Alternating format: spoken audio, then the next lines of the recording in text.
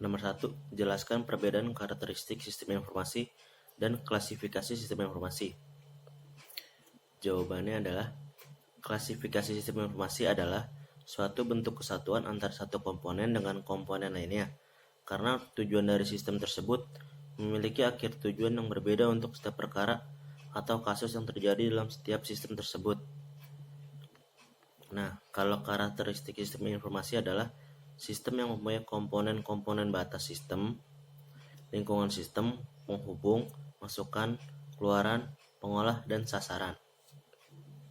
Soal nomor 2. Siapa saja yang termasuk tim pengembang dan apa saja tugasnya? Di sini tim pengembang kurikulum tingkat sekolah. 1. Kepala sekolah, wakil kepala sekolah bidang kurikulum, wakil kepala sekolah bidang kesiswaan, wakil kepala sekolah bidang humas, wakil kepala sekolah bidang sarana dan prasarana, kepala TU, staf TU, dan guru senior. Untuk masing-masing tugas yang harus dilakukan pada setiap anggota tim pengembang kurikulum sekolah adalah sebagai berikut. 1. Ketua bertanggung jawab terhadap semua kegiatan yang berkaitan dengan proses pengembangan kurikulum sekolah, dari perencanaan sampai dengan pengadaan. Koordinator pengembang kurikulum. 1. Mempelajari pedoman yang berlaku yang ada kaitannya dengan proses pengembangan kurikulum sekolah Anda.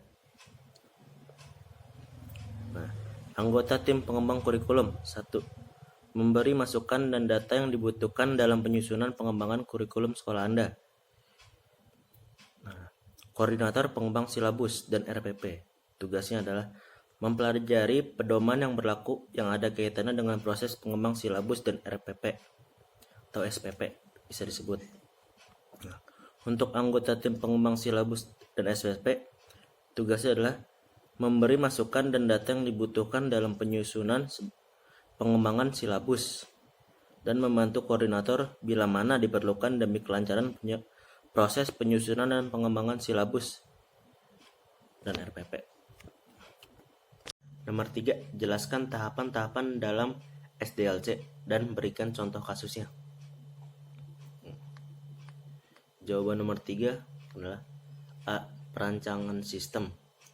Lebih baik menekankan pada aspek studi kelayakan pengembangan sistem. Terdapat aktivis yang meliputi 1. Pembentukan dan konsolidasi tim pengembang. 2. Mendefinisikan tujuan dan ruang lingkup pengembang. 3. Penentuan prioritas teknologi dan pemilihan aplikasi. B. Analisis sistem. Analisis sistem adalah tahap di mana dilakukan beberapa aktivitas berikut, seperti 1. Melakukan tindak studi literatur untuk menemukan satu kasus yang bisa ditangani oleh sistem. 2. Brainstorming dalam tim pengembang mengenai kasus mana yang paling tepat dimodelkan dengan sistem. 3. Analisa kebutuhan pada sistem dan membuat batasan sistem. Yang C.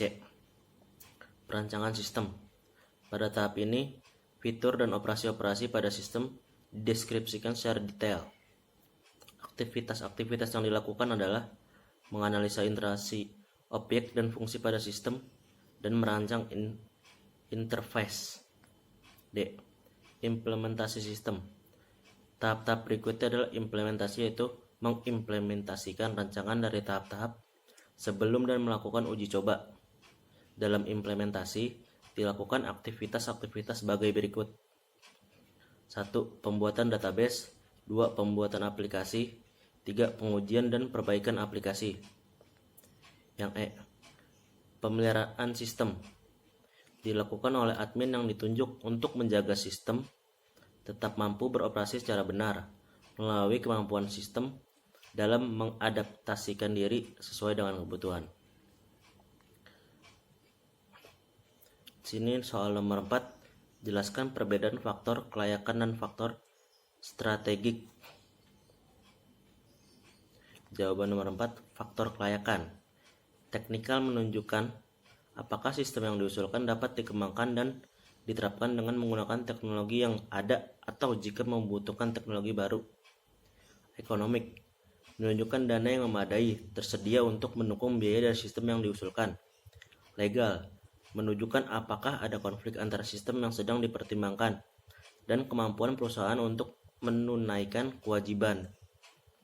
Operasional menunjukkan apakah prosedur dan keterampilan personalia yang ada cukup untuk mengoperasikan sistem yang diusulkan atau apakah prosedur dan keterampilan tambahan yang diberikan.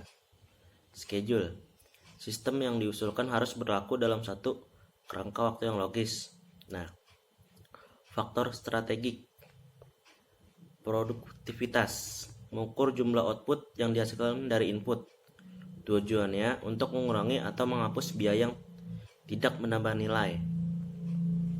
Nah, diferensiasi.